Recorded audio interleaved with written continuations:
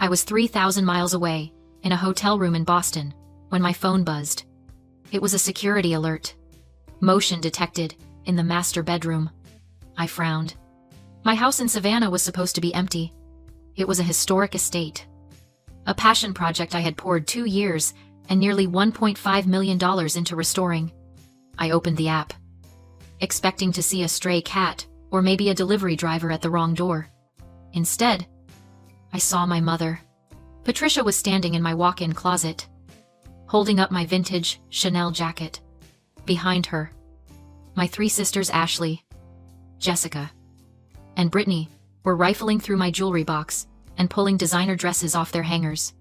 They weren't just visiting. They had set up a ring light. They were live streaming. I turned up the volume on my phone and heard my mother's voice, bright and fake, addressing a camera I couldn't see. "Welcome to the closet cleanout. Ladies, everything must go today. Cash App only." She laughed, tossing my silk scarf to Brittany. "Don't worry about the owner. Madison won't mind. She's just a walking wallet. She doesn't even know how to wear these things properly. Honestly, she exists to serve you girls." I didn't gasp. I didn't cry.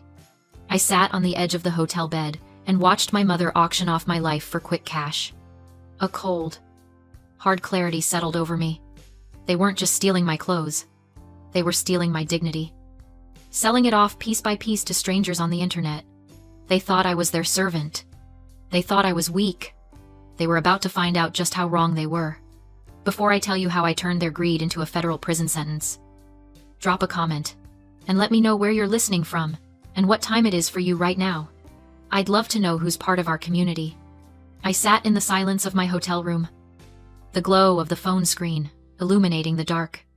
On the display, the live stream comments were rolling in faster than my mother could read them. Strangers were bidding on my life, and my family was facilitating the auction with the enthusiasm of game show hosts. I didn't scream. I didn't throw the phone. I watched with the detached precision of a forensic accountant. I started screen recording every second, capturing the usernames, the timestamps, and the specific items they were selling. My vintage Cartier watch, the pearl necklace my grandmother left me, specifically me, not them. The limited edition architectural prints I had framed just last month. For years, I had been the silent investor in the business of their lives. I paid off Patricia's credit card debt when she overspent on vacations she couldn't afford. I covered Ashley's tuition when she decided to go to art school, which she quit 3 months later. I paid for Jessica's car repairs and Brittany's legal fees. I did it because I thought it was the price of admission for having a family.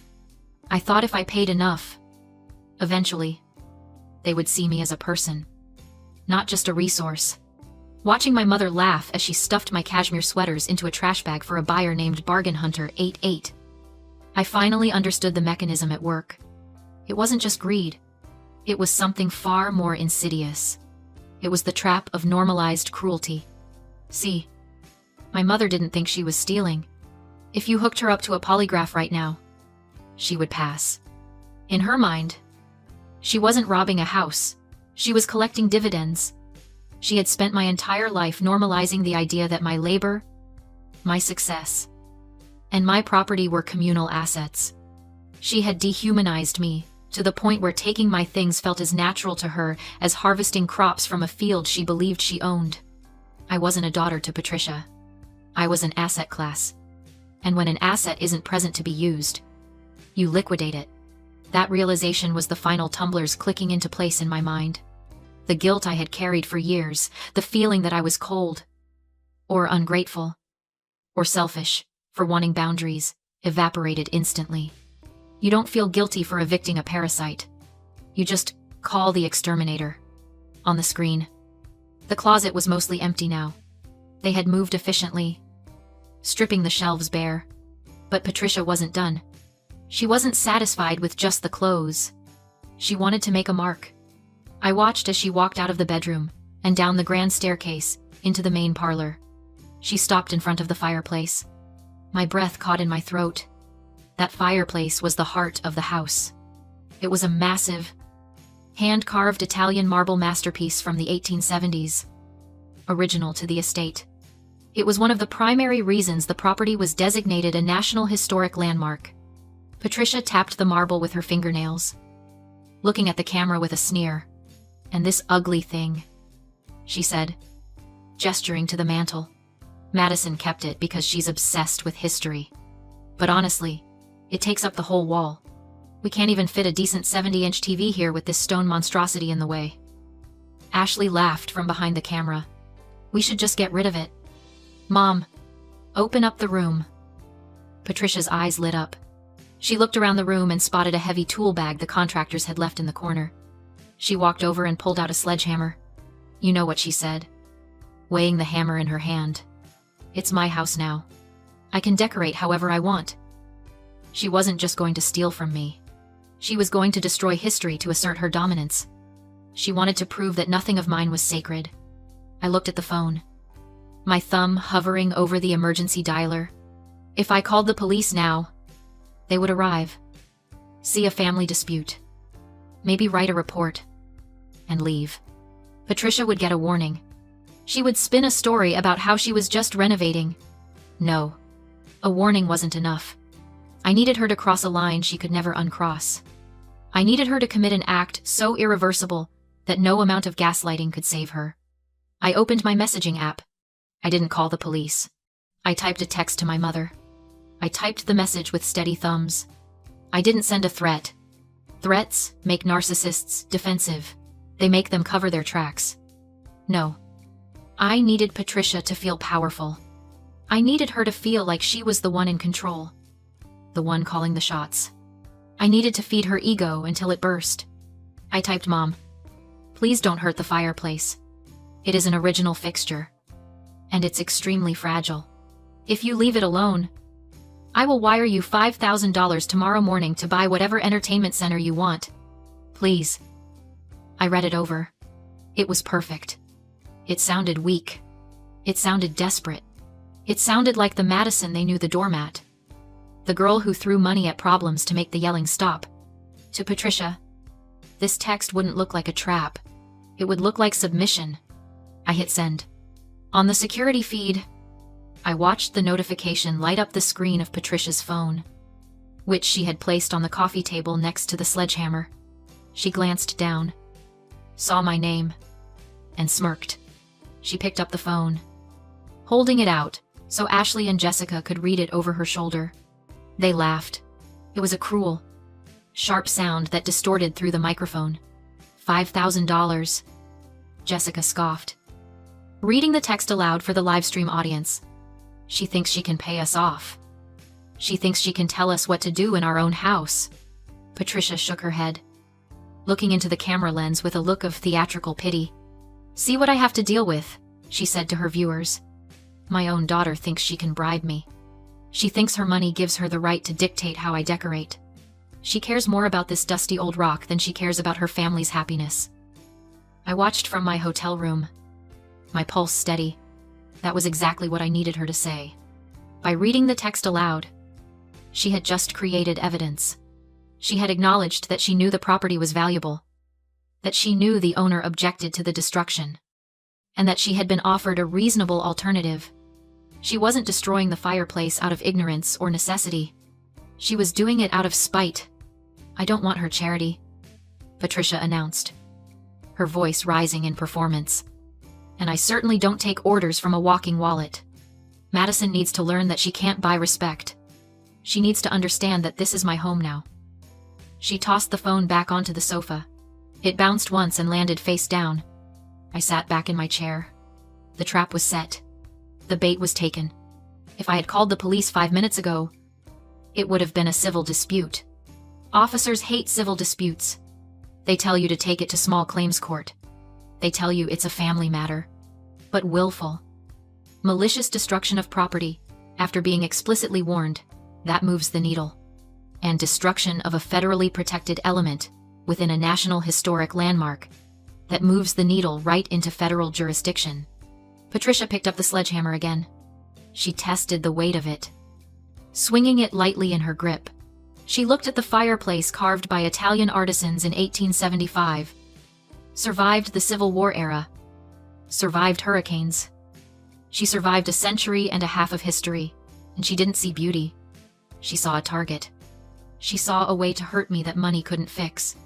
Get a good angle. Brittany, Patricia commanded. I want Madison to see this. I want her to see exactly what happens when she tries to control me. I leaned closer to my screen. Go ahead. Mom, I whispered to the empty hotel room. Swing. She swung. The sound was sickening. A wet, heavy crunch, as steel met century-old stone. The intricate carving of the cherub on the left side of the mantelpiece exploded into white dust. Patricia didn't stop. She laughed. A high, breathless sound of exertion and glee. And swung again. The central arch cracked. A third swing brought the entire left shelf crashing down onto the hearth. On the live stream, the comments were going wild. A mix of shock and morbid entertainment. Ashley was zooming in on the wreckage, narrating the destruction like she was covering a sporting event. There goes the ugly old rock, making way for the flat screen. Baby. I watched the feed from my hotel room, my heart beating in a slow, heavy rhythm. I wasn't sad. I thought I would be. I loved that house. I loved that history, but in that moment, all I felt was the click of a lock, engaging. That wasn't just marble breaking. That was the last tether of my obligation snapping. With every blow of the hammer, she was liberating me. She was destroying the only version of herself I had left to protect. When the dust settled, the fireplace was a ruin. Patricia stood amidst the rubble, panting, her face flushed with the high of destruction. She looked at the camera, wiped marble dust from her cheek, and grinned. See, she said, problem solved. Madison can keep her 5,000. I'd rather have the satisfaction. You certainly will, I said to the screen. I minimized the camera app and opened my contacts. I didn't call 911 yet. I called Marcus. He answered on the second ring. Madison, it's late. It's done, I said, my voice flat. They didn't just trespass. Patricia destroyed the Italian mantelpiece. I have it on video, including audio of her acknowledging my ownership and the value before she did it. It was willful. Malicious destruction of a registered key feature of a national historic landmark. I could hear Marcus shifting in his chair. The rustle of fabric. The lawyer in him was waking up. You're sure it's the mantle, the one listed in the preservation easement? The very one. It's rubble. Marcus, it's a federal offense. Okay, he said, his tone shifting from sleepy to shark-like. Call the federal liaison for the historic district first. Then the police. Tell them it's an active crime scene involving protected heritage assets. I'm on my way to the station to meet you to meet your proxy.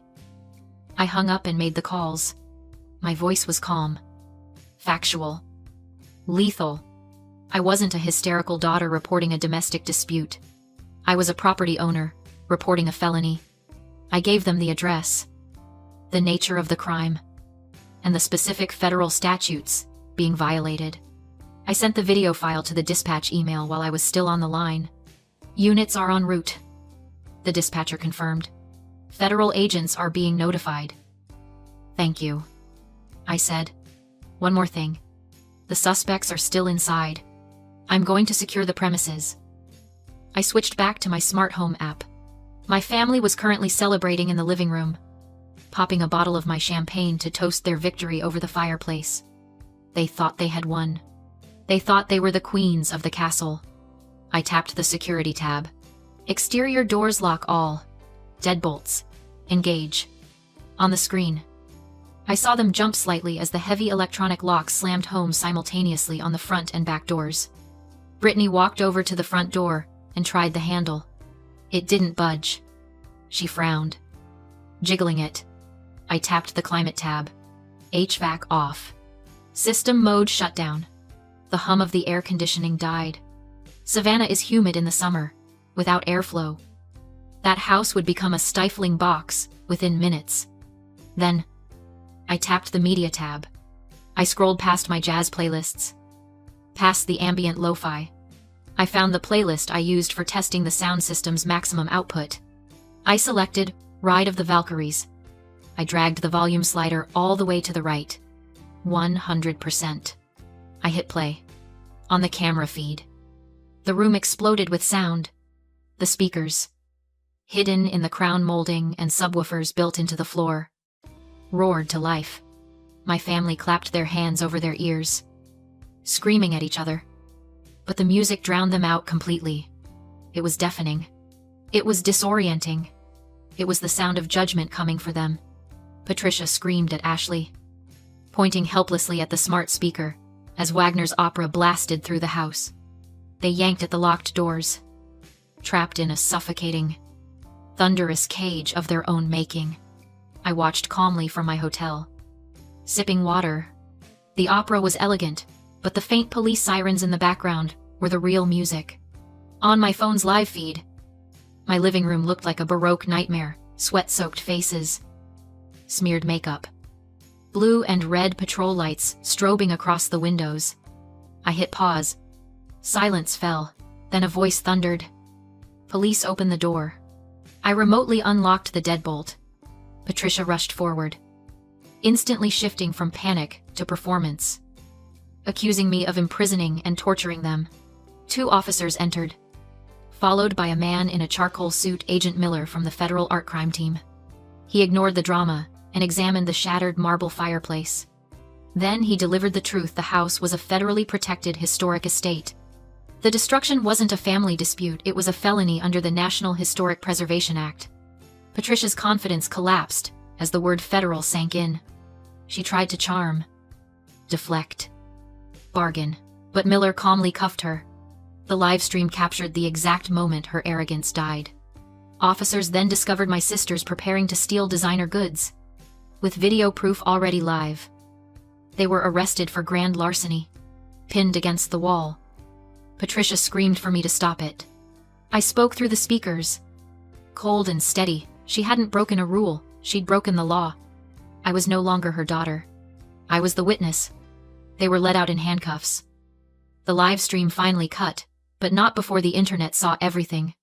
Weeks later, Patricia tried to spin herself as the victim. I responded once by releasing the raw security footage. Public opinion turned instantly. Her lies collapsed. Her lawsuits were dismissed. Restitution followed. Probation followed. Silence followed. Months later, I sat alone by the restored fireplace. The house quiet and secure. The most important lock wasn't digital, it was the boundary I had finally set. I had built a fortress, and for the first time in my life, the drawbridge was up.